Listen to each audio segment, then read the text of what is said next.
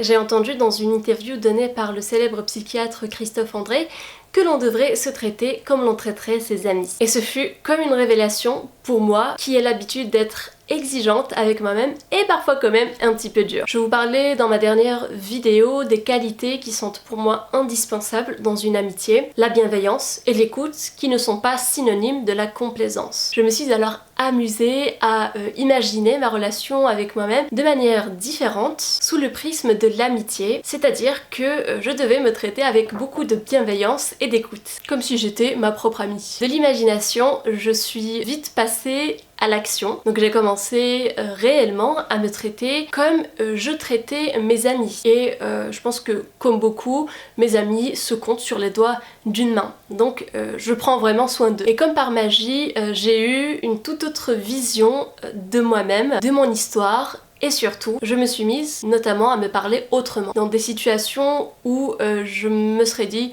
ah, c'est dur, je n'y arriverai jamais. Je me mettais à me dire, c'est dur, c'est vrai, il faut regarder les choses en face, mais le travail et la persévérance paient toujours. Un dernier exemple qui peut être rigolo. Je vais à la salle de sport faire de la musculation classique et on connaît tous ce moment où on fait nos répétitions, 12, 13, 15 répétitions et les dernières sont toujours les plus difficiles. C'est là qu'il faut tenir, soulever le poids et continuer. Avant, je ne me disais pas spécialement de choses, je me contentais de me concentrer sur le poids et d'essayer comme je pouvais de le soulever. Mais maintenant, ma petite voix intérieure s'est mise à me coacher, à me dire comme si un ami était présent devant moi, vas-y, tu peux le faire, encore un petit, c'est bon, bravo. À chaque fois que cette petite voix intérieure se mettait toute seule à me parler, je me rendais compte que j'avais une très grande satisfaction non seulement d'être allée jusqu'au bout des répétitions, mais de m'être parlé positivement. Maintenant, à chaque fois que je vais m'énerver par exemple sur moi-même ou me dire des choses qui vont pas être très sympas, je me mets toujours à me regarder comme je regarderais ma meilleure amie et directement je me mets à changer de comportement, à être un peu plus calme, plus positive et à surtout me parler d'une autre manière. Finalement, je me suis fait la réflexion que c'était comme avec les enfants. Imaginons deux enfants. Un enfant qui grandit avec beaucoup d'amour, d'écoute, de bienveillance autour de lui, qu'on a toujours encouragé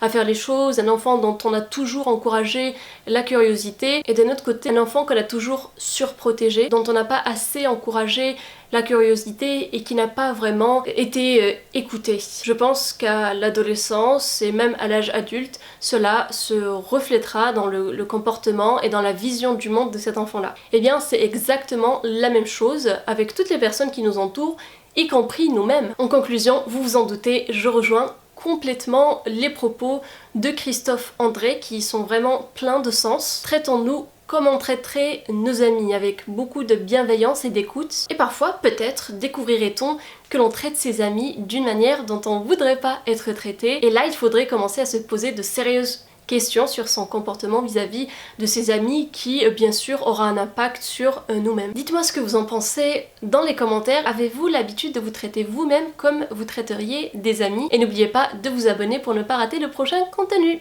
À samedi!